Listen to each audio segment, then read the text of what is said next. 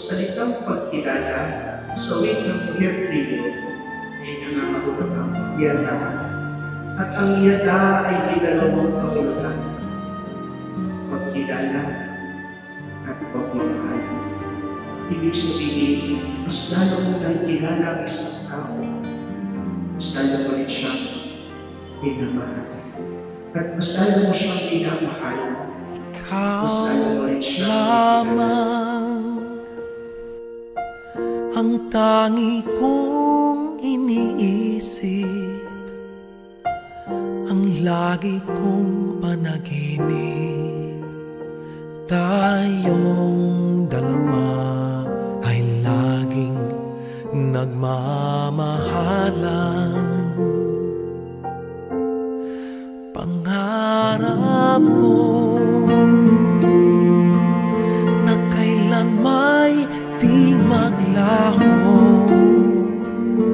ang pag-ibig kong ito, pagkat hindi ko makakayang mawalay sa'yo.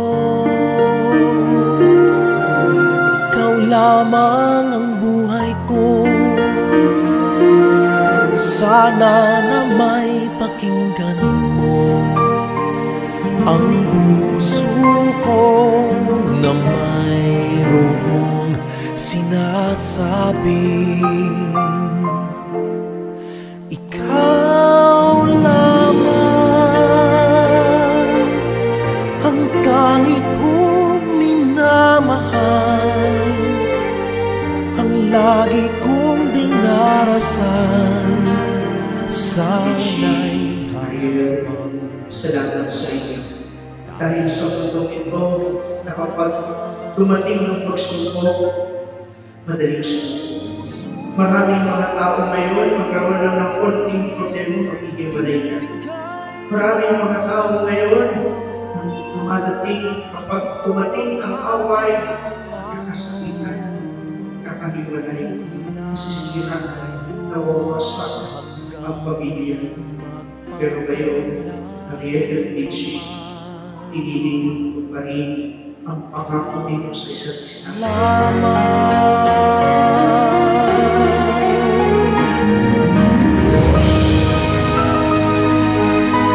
Ikaw lamang ang buhay ko,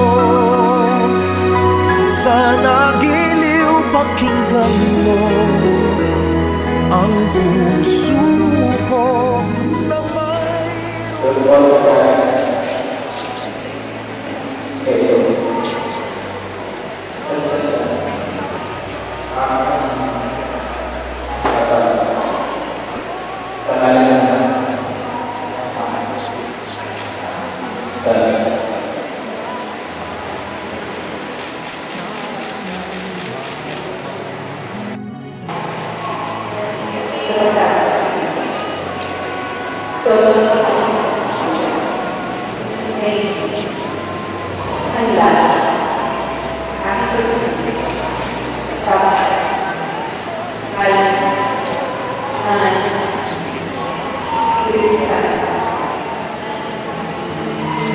Mula ngayon hanggang magpakailan. Hi, Ching!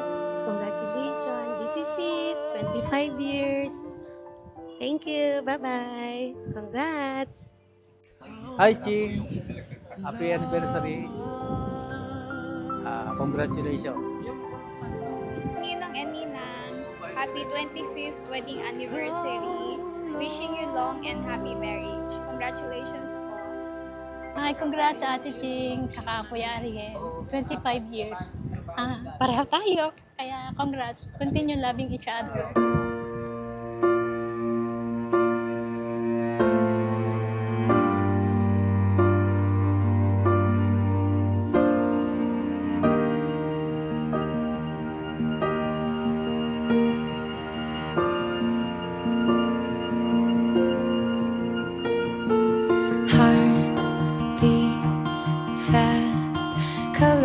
And promises how to be brave.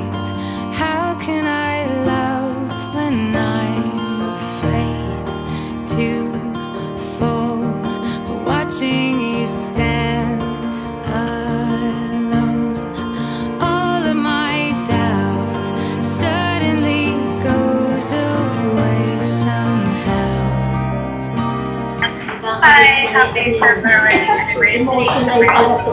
Wish all the best and Ngiti-ngiti ka sa parang dyan. I love you.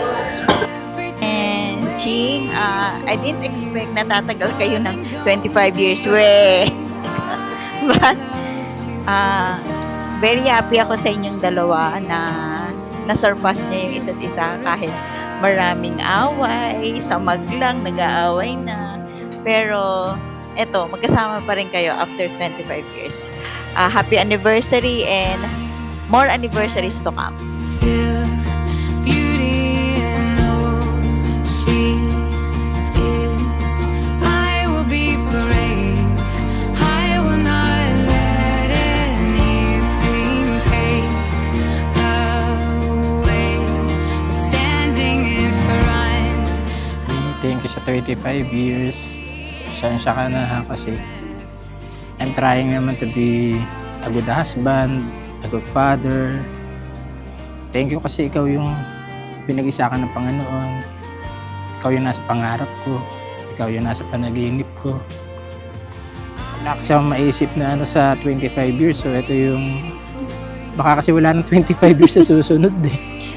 Kaya pinilit kong ma-celebrate to ng ganito. Parang kagaya dati. Thank you kasi naging mabuti kang asawa. Tsaka ina ng ating mga anak. Sayang nga wala yung dalawa. Next time na lang. Ulit. Malay natin sa ibang lugar naman. Ulitin natin. Ayun. Thank you, mahal na mahal kita.